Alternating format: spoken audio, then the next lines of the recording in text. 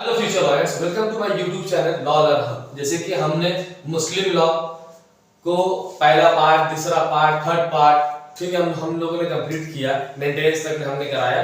लेकिन अब हम एक नया टॉपिक स्टार्ट करने वाले हैं जो चौथा पार्ट में है, that is called Hiba. Hiba को हम लोग गिफ्ट के नाम से जानते हैं, हिबा। ठीक है, हिबा का मतलब होता है गिफ्ट। ठीक है, अब इसमें हम आपको ना कुछ इंपॉर्टेंट चीज बताएंगे, जैसे कि हिबा गिफ्ट का मतलब क्या होता है। मतलब मेरा कोई संपत्ति है या मेरा कोई प्रॉपर्टी है, हम किसी को देना चाहें बिना किसी पैसों से, मतलब कि खुश होके, उसको हम लोग बोलते हैं गिफ्ट। गिफ्ट तो किसी को भी दिया जा सकता है। और याद रहे, गिफ्ट जो है ना, कहीं पैसा लेके दिया नहीं जाता है। गिफ्ट इज गिफ्ट, मतलब हम उससे खुश हैं, वो मेरे रिश्तेदार है या मेरा कजिन है, हम उसको वो चीज दे दिए, तो दैट इज कॉल्ड गिफ्ट। अब आता है कि जो गिफ्ट हम लोग देते हैं उसका क्या वैलिड कंडीशंस क्या है। तो क्या वैलिड कंडीशंस होता है कि जिसको हम गिफ्ट दे रहे हैं उसको हम लोग क्या मानेंगे। हम तो जब किसी को गिफ्ट देंगे क्या बोलते हैं उसको, ऑफर देंगे। जैसे मान के चलिए किसी भी अपने फ्रेंड को अगर हम कैडबरी दे रहे हैं एज अ गिफ्ट के तौर पे, तो उसको क्या बोलेंगे कि will you accept my Cadbury. अब वो उसके ऊपर डिपेंड करता है कि मेरा वो कैडबरी एक्सेप्ट करता है कि नहीं करता है। ठीक है, तो उसमें ऑफर एंड एक्सेप्टेंस रहेगा, डिक्लेरेशन रहेगा और डिलीवरी ऑफ पोसेशन, मतलब कि जब वो पूरा एक्वायर कर लेगा उसको तब। ये पहला पॉइंट हो गया। अब आगे हम लोग कैपेसिटी ऑफ डोनर, जो आपको जो गिफ्ट दे रहा है वो जो डोनर जो है उसका क्या कैपेसिटी होना चाहिए। पहला चीज तो मेजर होना चाहिए, 18+ होना चाहिए। साउंड माइंड का ऐसा नहीं है कि दिमाग का से थोड़ा बेचारा उसको दिमागी थोड़ा से संतुलन थोड़ा खराब हो, उसका दिमाग खराब है और हमको कोई भी चीज अपना गिफ्ट करा उसको ले ले, तब वो नहीं माना जाएगा। ठीक है, और कोई भी चीज अगर वो गिफ्ट कर रहा है तो वो उसका खुद ओनर होना चाहिए, he should be the owner of that property. कोई अगर बंदा अगर आपको कैडबरी अगर दे रहा है, ऐसा नहीं है कि चोरी का कैडबरी लाके वो दे रहा है। ठीक है, या कोई अगर आपको फोन गिफ्ट कर रहा है तो चोरी का फोन लाके दे रहा है, नहीं, आपको खरीद के वो अपने खुशी से अपने रजामंदी से वो आपको दे रहा है, तो तब वो बोला जाएगा। मतलब कहने का मतलब ये है कि he should be the owner of that property. Clear है। और दूसरा चीज क्या है कि जो डोनर होगा उसका फ्री कंसेंट हो। क्या ऐसा फ्री कंसेंट कि हम उसको बंदूक करोड़ पे रखते हैं, बोले नहीं तुम हमको ये चीज गिफ्ट करो, तब वो एक्सेप्टेड नहीं रहेगा। तो ये कैपेसिटी ऑफ डोनर का है। अब दूसरा क्या है, लास्ट तीसरा पॉइंट में आए हैं हम लोग, कैपेसिटी ऑफ डोनिंग, मतलब जिसको हम लोग गिफ्ट दे रहे हैं उसका अंदर क्या कैपेसिटी होना चाहिए। याद रहे कि गिफ्ट आप किसी को भी दे सकते हो।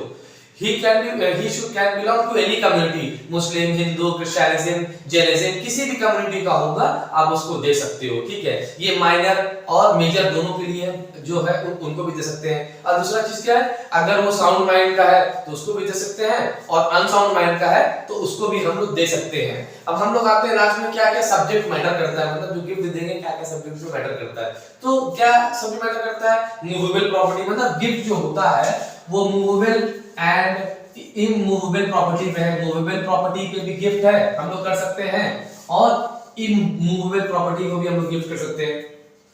क्लियर है।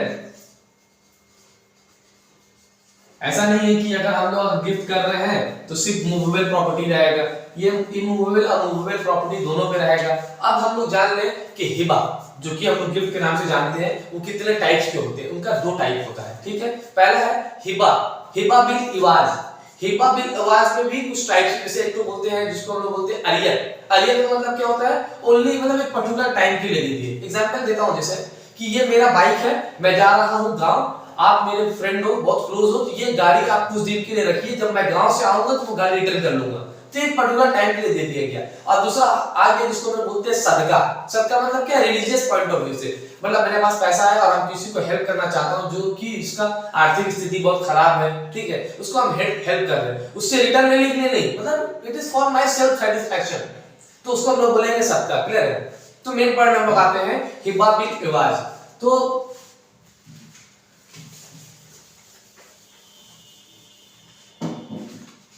गिफ्ट का जो टाइप्स होता है, हिबा का जो टाइप है, टाइप्स में पहला वाला पॉइंट आता है हिबा बिल इवाज। ठीक है, अब इसका मतलब क्या होता है, हिबा बिल इवाज का मतलब क्या होता है। इसका मतलब होता है इट मींस कंसीडरेशन। अब पूछिएगा सर कंसीडरेशन का मतलब क्या होता है। जैसे मान के चलो एक टीचर है, ठीक है, आपको इंपॉर्टेंट नोट्स दे दी या कुछ ऐसा चीज दे दी कि जो आप उसको पढ़े, आपके एग्जाम में बहुत अच्छा मार्क्स आ गया, और आप उसको खुश होके खुशी से एक तो मोबाइल फोन दे दिए, तो उस केस में क्या होता है, हम लोग हिबा बिल आवाज मानेंगे कि आप अपने हैप्पीनेस के लिए दिए हो। जैसे मान के चलो कि तुम उस दिन किसी दिन तुम मैदान में खेलने के लिए गए और उस दिन तुम्हारा लक बहुत अच्छा रहा और आपने सेंचुरी मार दिया, और सेंचुरी मारा, उसके बाद आप आए अपने दोस्तों को आप पार्टी दे दिए नॉर्मल किसी रेस्टोरेंट में, तो वो क्या, वो अपने आप हैप्पीनेस के लिए दिए क्योंकि आप खुश थे, तो वो हिबा बिल इवास के अंदर आएगा, इसको याद रखिए। अब दूसरा पॉइंट क्या है, हिबा शरतुल इवाज। दूसरा पॉइंट है हिबा शरतुल आवाज, शरतुल इवाज। हिबा शरतुल इवाज का मतलब क्या होता है, इसका मतलब होता है कंडीशन, जो कि मैं पहले आपको बता चुका हूं, मतलब कि ये रिटर्न पे रहेगा, मैं it shall be also be in return, ये रिटर्न फॉर्म में रहेगा। जैसे हम बता रहे हैं अपना बाइक, ठीक है, हम किसी फ्रेंड को दिए कि ये बाइक है, मैं जा रहा हूँ दुबई काम करने के लिए, जब मैं दुबई से आऊंगा 4 साल बाद में ये जो बाइक मैंने आपको दिया है वो मैं रिटर्न ले लूंगा, क्योंकि मेरा बाइक घर में बड़ा खराब हो जाएगा, मेरे और कोई भाई बहन भी नहीं है जिनको चलाने पता है, माँ बाप बूढ़े हो चुके हैं, तो मैं उसको दे दिया इसलिए क्योंकि हमको उसको रिटर्न चाहिए, अभी हम कमाने के लिए जा रहे हैं या अर्न करने के लिए दूसरी कंट्री जा रहे हैं, फॉरेन जा रहे हैं, तो उस केस में हम लोग हिबा शरतुल इवाज को में बोला जाता है, मतलब कि हम किसी भी चीज को बाद में इन फ्यूचर उसको उससे रिटर्न ले लें। क्लियर है? ये हमने आपको टाइप्स भी करा दिया है, ये 2 टाइप्स है, मैं वही करा रहा हूं आप लोगों को जो कि एग्जाम में क्वेश्चंस आते हैं, जो कि एलएलबी कर रहे हैं या बीए एलएलबी या बीबीए एलएलबी या बीकॉम एलएलबी कर रहे हैं, जिनका फैमिली लॉ 2 फर्स्ट सेमेस्टर या सेकंड सेमेस्टर या थर्ड सेमेस्टर में, और अगर कोई एलएलबी कर रहा है तो उसका फर्स्ट सेमेस्टर में, किसी यूनिवर्सिटी में सेकंड सेमेस्टर में है, तो ये सब टॉपिक्स अगर आप जानकर रखिएगा तो आपके लिए बहुत फायदेमंद रहेगा, क्योंकि ये सब टॉपिक्स पे क्वेश्चन रहता है। अब हम लोग आते हैं गिफ्ट, जिस पे हम लोग बात कर रहे थे, जिसको हम बोलते हैं हिबा, ठीक है, हिबा का 2 टाइप होता है, हमने आपको बता दिया। अब हम लोग बोलेंगे कि एक ऐसा गिफ्ट जो कि वाइड हो जाए, जो कि मतलब इनवैलिड हो जाए, जैसे कैसे, फ्यूचर गिफ्ट्स। फ्यूचर गिफ्ट में जैसे क्या हो गया कि हम ना इसको मान लें कि अगर मेरे पास पैसा आएगा तो हम तुमको ये सामान देंगे, तो वो तब वो गिफ्ट नहीं माना जाएगा। फिर कोई पता लगा कोई मेरे पर केस कर दिया, मेरे ऊपर कोई केस कर दिया कि आप तो हमको बोले थे पैसा आएगा तो देंगे, कब दीजिएगा, आपके पास तो कोई पैसा नहीं आया है, तब इन दैट केस जो है वो गिफ्ट जो है वॉइड माना जाता है। अब दूसरा आया है कंटिंजेंट गिफ्ट। अब बोलिए कंटिंजेंट का मतलब क्या होता है, कुछ किसी को नॉलेज है कंटिंजेंट के बारे में? बता दे रहा हूं, इट शैल बी गिवन, वो कब दिया जाता है, इवेंट शैल बी हैपनिंग, मतलब जो कि फ्यूचर में होने वाला है, जैसे कि मैं ये लॉटरी खरीदा हूं, अगर ये लॉटरी मेरा फंसा और इस लॉटरी से अगर मेरा नाम आया और उसमें से जो हमको प्रॉफिट मिलेगा उसमें से तुमको गिफ्ट देना, मतलब कि फ्यूचर का हैपनिंग को देखते हुए उस पे हम आपको प्रॉमिस करते हैं, तो that gift will also be called wide gift. Clear है? क्लियर है? ये हम लोग का जो टॉपिक था हिबा हम लोग का खत्म हो गया, मतलब मैं वही टॉपिक्स पढ़ा रहा हूं आपको जो कि आप, क्योंकि अभी जब लास्ट सेशन चल रहा है, अभी सभी लोग एग्जाम पीरियड है, ये सब क्वेश्चन एग्जाम में आते हैं, ये सब अगर आप करके जाइएगा तो एग्जाम में आप 100% पूरा अटेंड करके आइएगा। अब हम लोग एक टॉपिक पे आते हैं, मर्ज उल मौत। कौन सा टॉपिक है? मर्ज उल मौत। इसका एक और नाम है, बता दे रहा हूं, इसका नाम है डेथ बेड गिफ्ट। इसका मतलब होता है डेथ बेड गिफ्ट। एग्जाम्पल दूं, बताइए, जैसे मान लीजिए कोई आदमी है हॉस्पिटल में एडमिट है, उसको ऐसा लग रहा है कि अब मैं जीऊंगा ही नहीं, तो वो क्या करेगा, किसी का नाम पे बोलेगा कि मेरे ना रहने के बाद में ये प्रॉपर्टी उसका हो जाएगा, मतलब वो अपने, मतलब ये जो गिफ्ट जो वो देगा वो अपने मरने की अवस्था में देगा, मतलब कि उसका आखिरी समय हो, और उसके बाद ये बोल के वो मर गया, हफ्ता 2 दिन या 3 दिन या 4 दिन या महीना भर के बाद में, तब वो गिफ्ट उसको मिल जाएगा, जिसको वो अपना प्रॉपर्टी या कोई चीज या कोई किसी कंपनी का शेयर अगर देना चाहता हो तो वो उसको मिल जाएगा। लेकिन मान के चलो वो हॉस्पिटल में एडमिट है, बहुत सीरियस है, लेकिन उसके बाद वो सीरियस होने के बाद में कहीं ना कहीं से उसका क्योर हो गया और वो फिर से फाइन हो गया, तब इन दैट केस वो गिफ्ट वाइड हो जाएगा, नहीं माना जाएगा। क्लियर है? बस यही है इसमें, और कुछ भी नहीं है, मर्जुल मौत में सिर्फ यही है और कुछ, ठीक है, तो यही उस पे है, मतलब इसी मर्जुल मौत में यही है, इसमें और ज्यादा कुछ नहीं है, और ज्यादा कुछ पढ़ना भी नहीं एग्जाम पीरियड। जो मैं बोल रहा हूं मेरी बातों को आप लोग अपने लैंग्वेज में लिख सकते हैं, ठीक है, मैं आपको पर्याप्त टाइम दे रहा हूं। अब हम लोग आते हैं नेक्स्ट टॉपिक में, दैट इज कॉल्ड वसीयत। वसीयत, वसीयत, वसीयत को हम लोग क्या बोलते हैं? विल, विल, ठीक है।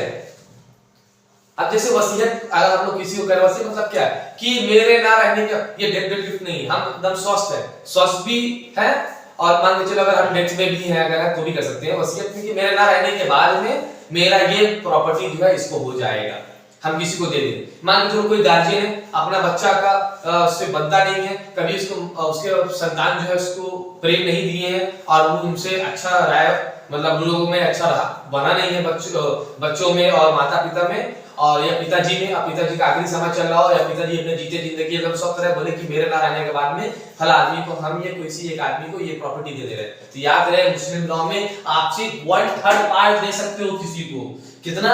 सिर्फ 1/3 पार्ट, मतलब अपना प्रॉपर्टी का 1/3 ही दे सकते हो और उससे ज्यादा दे नहीं सकते हो, बाकी जो बचेगा उसके बच्चे को मिलेगा। हाँ, पूरा कब दे सकते हो कि जो आपके जो लीगल हेयर्स होंगे, मतलब कि जो संतान होंगे उनको ये रियलाइज या मान के चलो रियलाइज नहीं भी हुआ, ये आके अपना कंसेंट दे देते कि नहीं हमने तो पिताजी का कभी सेवा सहाय किया नहीं, हमने पिताजी को कभी मारा जाना है नहीं, तो पिताजी अगर हम जब उनको मारा जाना नहीं है तो उनकी प्रॉपर्टी में मेरा कोई हक नहीं है, जिसको वो दिए हैं वो भाई ले ले, तब उन दैट केस तभी वो पूरा दे सकता है। लेकिन अगर वो पूरा प्रॉपर्टी दे दिए तो चाहे इतना ही पूरा दे दे लेकिन 1/3 ही पार्ट को एक्वायर कर सकता है, रेस्ट जो है उसके बच्चे को ऑटोमेटिक मिल जाएगा। याद रहे वसीयत का बारे में हम जो आपको बताएं, अब आपको बताते हैं वसीयत का क्या कंडीशंस है, ठीक है। अच्छा, जो वसीयत बनाता है उसको हम लोग क्या बोलते हैं, किसी को नॉलेज है इसके बारे में? जो वसीयत करता है, जैसे मान के चलो कि मैं किसी को वसीयत कर रहा हूं तो मुझे क्या बोला जाएगा? मुझे टेस्टेटर बोला जाएगा, इसको बोला जाएगा टेस्टेटर। टेस्टेटर मतलब द पर्सन हु मेक्स वसीयत, हु मेक्स वसीयत, और जिसको मतलब जिसको हम वसीयत करेंगे, ठीक है, उसको क्या बोला जाएगा? उसको बोले हम लोग बोलेंगे लेगेटी। लेगेटी to whom the wasiyat is made, to whom the wasiyat या फिर will is made। क्लियर है? समझ में आया? अब हम लोग जान लें कि जब कोई बंदा या कोई मनुष्य या कोई आदमी अगर या कोई भी गार्जियन अगर कोई वसीयत करता है किसी को, मतलब टेस्टेटर, तो उसके अंदर का क्या कैपेसिटी होना चाहिए, ठीक है, क्या कैपेसिटी होना चाहिए? The capacity should be measure, पहले हम लोग पढ़ चुके हैं, हालांकि हम लोग रेन कॉन्ट्रैक्ट एक्ट 1872 में भी हम लोग पढ़े होंगे कि क्या क्या अगर कोई अग्रीमेंट करता है तो उसका क्या कैपेसिटी होना चाहिए, ठीक है, क्या उसका एसेंशियल एलिमेंट्स है, तो मैं बता दे रहा हूं, तो वही इसमें भी है, ही शुड बी मेजर होना चाहिए, ठीक है, साउंड माइंड का हो, और दूसरा चीज क्या है, वो उस प्रॉपर्टी का ओनर हो, वो प्रॉपर्टी उसका हो, ऐसा नहीं है कि मेरी बगल वाला बिल्डिंग मेरे ना रहने के बाद में मेरे भतीजों को मिल जाए या मेरे बच्चे को मिल जाए, नहीं नहीं, तो हम उसका ओनर नहीं है तो हम उसका वसीयत या विल नहीं बना सकते, हम सिर्फ उसी चीजों का वसीयत या विल बना सकते हैं जिसका मैं खुद ओनर हूं, means I am the owner of that property. Clear है? ठीक है, अब हम लोग आते हैं लेगेटी। लेगेटी जो है क्या कैपेसिटी उसका होता है, लेगेटी में कैपेसिटी क्या होता है, कोई भी पर्सन, एनी पर्सन, किसी भी धर्म से बिलोंग करता हो, किसी भी रिलीजन से बिलोंग करता हो, किसी भी कास्ट से बिलोंग कर सकता हो, उसके ऊपर हम लोग वसीयत कर सकते हैं। क्लियर है? अनबॉर्न चाइल्ड के ऊपर भी हम लोग वसीयत कर सकते हैं, ठीक है, लेकिन उसमें कुछ टर्म्स और कंडीशंस मैं बता दे रहा हूं। जैसे अनबॉर्न चाइल्ड पे जो वसीयत किया जाता है उस पर मैं बता रहा हूं, मतलब कि जो लेगेटी होगा, क्लियर है, मतलब कि जो लेगेटी होगा, मतलब जिसपे वसीयत करेंगे वो अगर अनबॉर्न होता है, मतलब कि वो बच्चा जो है वो अपने मां के पेट में ही है, मतलब वो बॉर्न नहीं हुआ है, तब उन दैट केस में क्या होता है, उसमें कुछ बट है। जैसे सुन्नी में क्या होता है, सुन्नी के हिसाब से मैं बता दे रहा हूं आपको कि कम से कम जो बच्चा है उसको 6 महीना के अंदर बॉर्न करना पड़ेगा। कितना? 6 मंथ्स के अंदर उस बच्चे को बॉर्न करना पड़ेगा। और अगर वो शिया है तो उसको 10 मंथ्स के अंदर बॉर्न करना पड़ेगा। अगर नहीं होता है तो वो फिर वसीयत या विल जो है वॉइड हो जाएगा। क्लियर है? चलो ठीक है, अब हम लोग आते हैं, बात करते हैं सब्जेक्ट मैटर, किस किस सब्जेक्ट से वो मैटर करता है, ठीक है, उसी चीज पे मैटर करेगा। क्या है हम लोग, मैं लिख दे रहा हूं बोर्ड पे आपको ताकि समझ में आ जाए। क्या है वो, कौन सा, मतलब कि वसीयत जो है किस सब्जेक्ट पे मैटर करता है, मतलब सब्जेक्ट मैटर ऑफ वसीयत, सब्जेक्ट मैटर क्या करता है बताइए। The property should be in existence, property क्या होगा, the property should be in existence, should be in existence, property का एग्जिस्टेंस होना चाहिए, ऐसा नहीं है कि उसका एग्जिस्टेंस नहीं हो, ठीक है।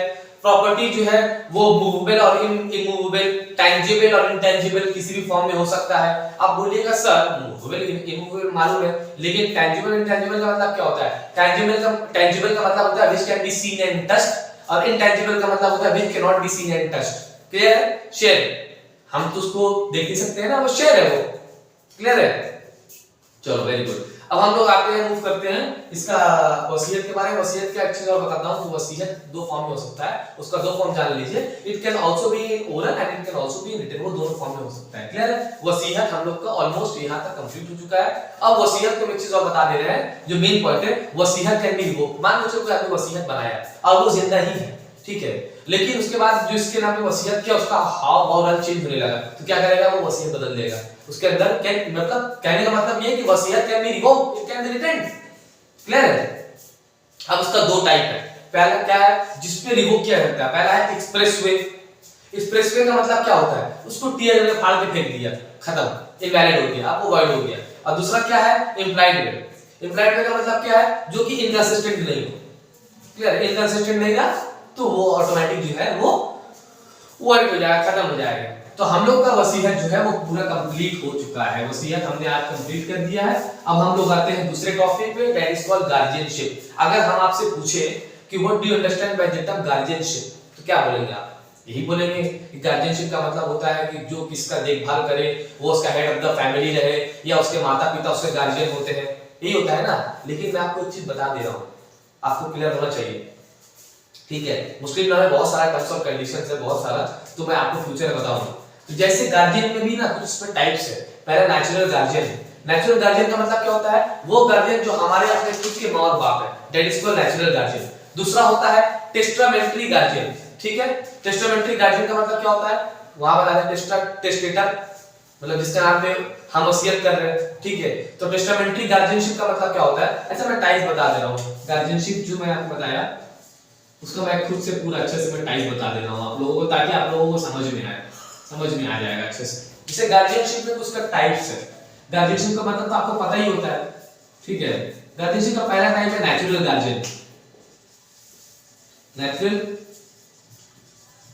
गार्डियन, अब नेचुरल गार्डियन का मतलब पता है जो अपने खुद के माँ बाप को, ओन मदर एंड फादर, ठीक है, हमारे खुद के अपने ग्रैंडफादर या मदर, ठीक है, वो तो नेचुरल गार्डियन है। सब बहुत ये आप सिंपल है तो आपको समझ में आता होगा।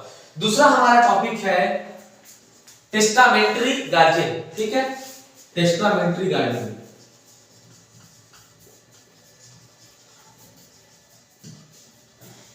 टेस्टामेंट्री गार्डियन का मतलब क्या होता है?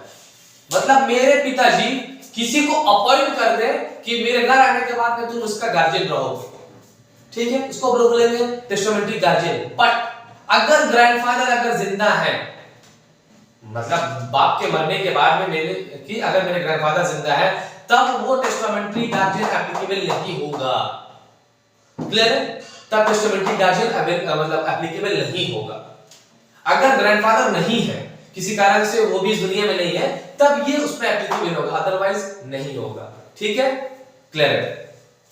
अब हम लोग आते हैं गार्जियन अपॉइंटेड बाय कोर्ट। एक आता है guardian appointed by court.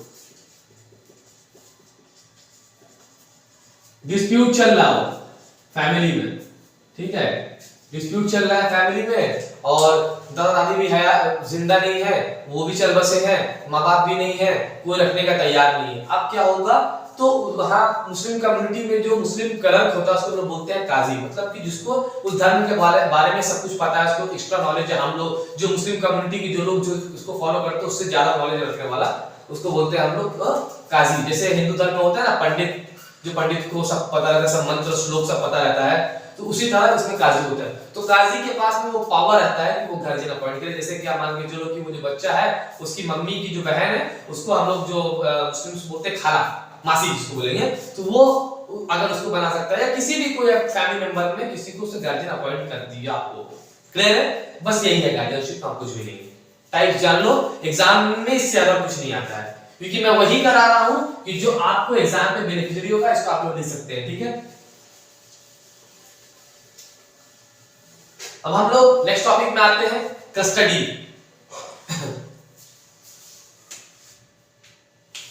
Custody का दूसरा नाम होता है हिजानत।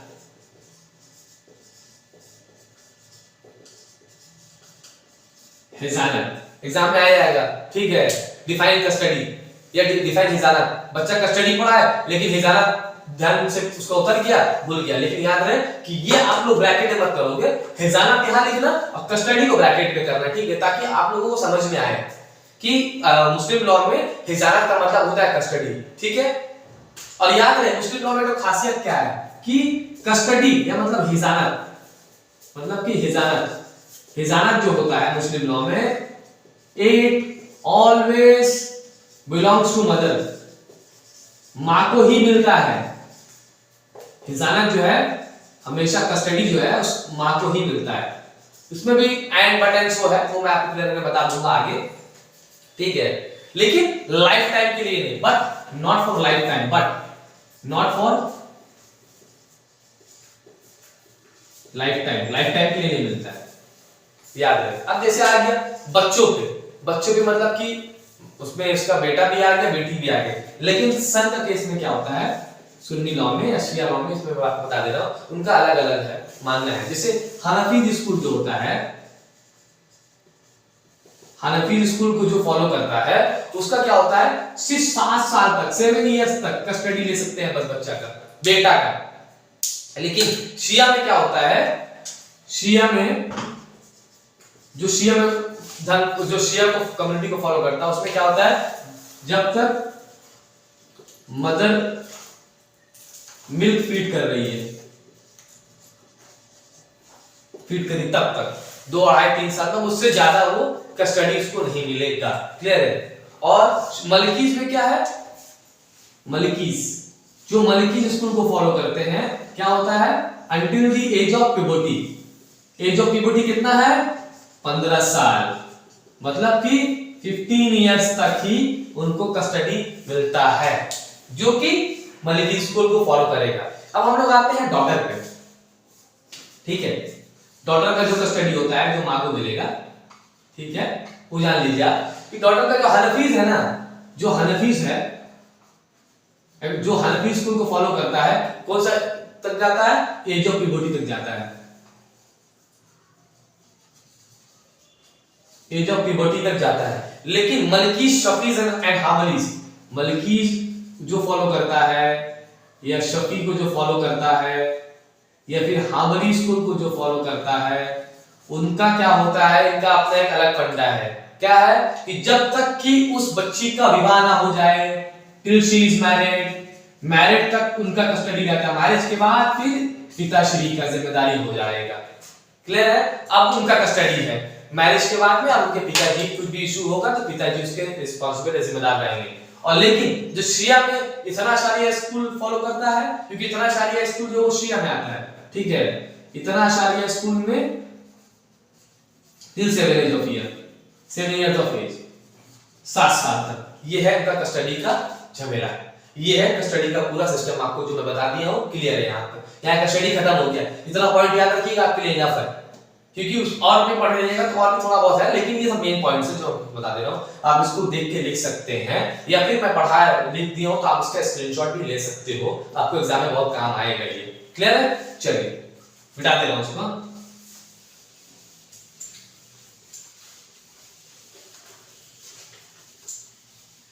अब हम लोग आते हैं एक नया टॉपिक पे, दैट इज कॉल्ड वक्फ। अब हम तुमसे या हमसे कोई पूछ ले कि सर WAQF, ठीक है, वक्फ का मतलब क्या होता है, what do you understand by the term waqf? बताओ क्या है? It is a religious dedication of property for permanently.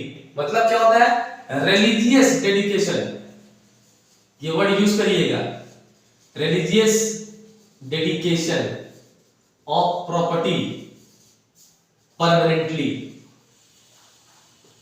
हमेशा के लिए उस प्रॉपर्टी को डोनेट कर दिया in religious point of view. ठीक है, अब याद रहे कि ये तो हो गया, लेकिन प्रॉपर्टी आप इसको डोनेट कर दिए तो मेरा प्रॉपर्टी को देखभाल कौन करेगा? तो जो इसका केयरटेकर होगा उसको हम लोग बोलते हैं मुतवली। क्या बोलेंगे उसको हम लोग? मुतवली। ये कौन रहेगा? ये मैनेजर होगा उस प्रॉपर्टी का। कौन रहेगा? उस प्रॉपर्टी का मैनेजर रहेगा जो उसको देखभाल करेगा। पूरी जिम्मेदारी उसके ऊपर रहेगी कि प्रॉपर्टी कहीं की कोई किसी तरीका का मिसयूज ना हो इस प्रॉपर्टी में। क्लियर है?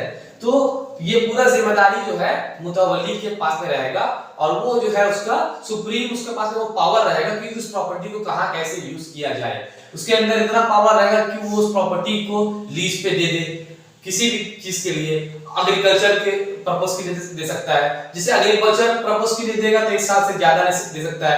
अदर पर्पस के लिए दे रहा है, किसी जमाने के लिए शादी वगैरह के लिए दे दे कि चलो ठीक है इसमें गरीब बच्चों का शादी होगा, क्योंकि शादी हॉल बहुत एक्सपेंसिव देखा जाएगा, ये जगह भी बड़ा है, तो वो ज्यादा से ज्यादा 3 साल तक, उससे ज्यादा नहीं दे सकता है। क्लियर है? मुतवल्ली को क्या माना जाता है? He is also known as the administrator of the property. क्या माना जाता है? Administrator of the property. Clear है? अब बोलिएगा सर ये मुतवल्ली, तो इनका अपॉइंटमेंट कैसा है? मतलब मुतवल्ली तो है, इसका अपॉइंटमेंट कौन करता है? Who appoints mutawalli? प्रॉपर्टी तो अपॉइंट कर दिए, लेकिन कौन इसको अपॉइंट करेगा? The owner of the property. उसके पास ही पावर है।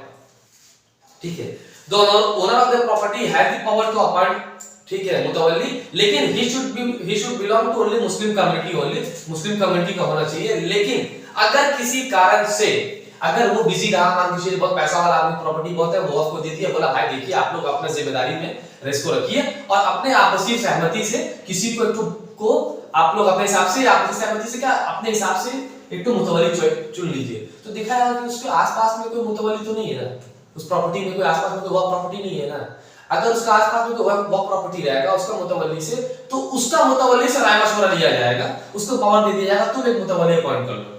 नहीं तो वक्फ जो कमेटी है जो है उसको कोर्ट आदेश देगी, वक्फ कमेटी को, मतलब वक्फ कमेटी को कोर्ट आदेश देगी कि आप मुतवल्ली आपसी सहमति से चुन के इसको एक तो रिस्पांसिबल आदमी दे दीजिए जो कि इसको एडमिनिस्ट्रेट करेगा, जो उसको देखेगा, भालेगा कि सही प्रॉपर्टी सही चीज के लिए इस्तेमाल हो, गलत चीज के लिए इस्तेमाल ना हो। क्लियर है? तो ये हम लोग का है मुतवल्ली। अब क्या इसका कैपेसिटी क्या होगा? मेजर होना चाहिए, साउंड माइंड होना चाहिए, मुस्लिम होना चाहिए, बस इतना ही है और इसमें ज्यादा कुछ नहीं है। ठीक है, अब हम लोग कुछ इंपॉर्टेंट पॉइंट पढ़ा रहे हैं जो कि आपको बहुत ही जरूरी है। ये लास्ट टॉपिक है, उसके बाद मुस्लिम लॉ हम लोग का खत्म हो जाएगा, क्योंकि और भी है प्रीएम्पशन वगैरह है, लेकिन प्रीएम्पशन वगैरह ऑप्शन में रहता है। ये मैं जो इतना करा रहा हूं उतना आपको 100% पेपर आप अटेंड करके आप आइएगा। तो क्या है, 2019 में एक लॉ पास हुआ था, उसको मैं बता दे रहा हूं। वो उसका नाम था Muslim women protection of rights on marriage act. Muslim women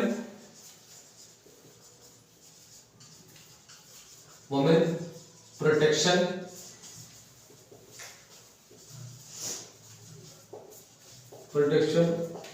Muslim women protection of rights on marriage act, on marriage act 2019। ये रिसेंट का, इसीलिए मैं ये टॉपिक करा दे रहा हूं। उसमें कुछ टॉपिक में बताऊंगा। जैसे इसमें क्या होता कि ट्रिपल तलाक को जो अनकॉन्स्टिट्यूशनल बोला गया था, क्योंकि वो it is not found in Quran, वो कुरान में फाउंड आउट नहीं हुआ था, तो जिसपे इसको बोल दिया था इट इज अनकॉन्स्टिट्यूशनल। और ट्रिपल तलाक कहां पर था? तलाक बिद्दत पे था। तो इसमें सेक्शन 3 के तहत इसको वॉइड बोला गया था और बोला गया था कि अगर कोई ट्रिपल तलाक करता है तो उसको पनिशमेंट दिया जाएगा। पनिशमेंट किसमें बोला था?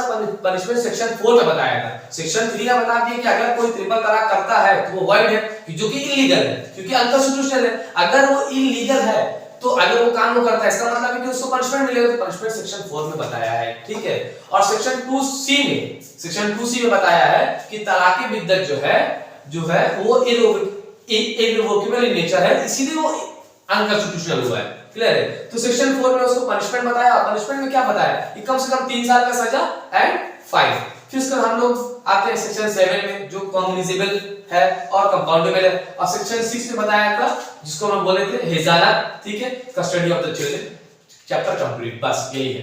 तो मेरा ऑलमोस्ट हम 1 2 3 और 3 पार्ट हम करा चुके हैं और ये चौथा पार्ट अगर बना है। ऑलमोस्ट हम लोग का मुस्लिम लॉ 95% हम लोग कंप्लीट कर चुके हैं और मैं मुस्लिम लॉ डिस्कस नहीं करना चाहता हूं क्योंकि हम लोग को नेक्स्ट टॉपिक भी कवर करना है, जैसे हिंदू लॉ वगैरह है, इंडियन कॉन्ट्रैक्ट एक्ट है, ज्यूरिस्प्रूडेंस है, ठीक है, और क्या नाम है इसका, लॉ ऑफ टॉर्ट्स है including motor vehicle and consumer protection act. तो वो मैं सब आस्ते आस्ते कराऊंगा। अब जैसे ये मैं पार्ट में कराया हूं तो उसको मैं पार्ट में नहीं कराऊंगा। क्लियर है?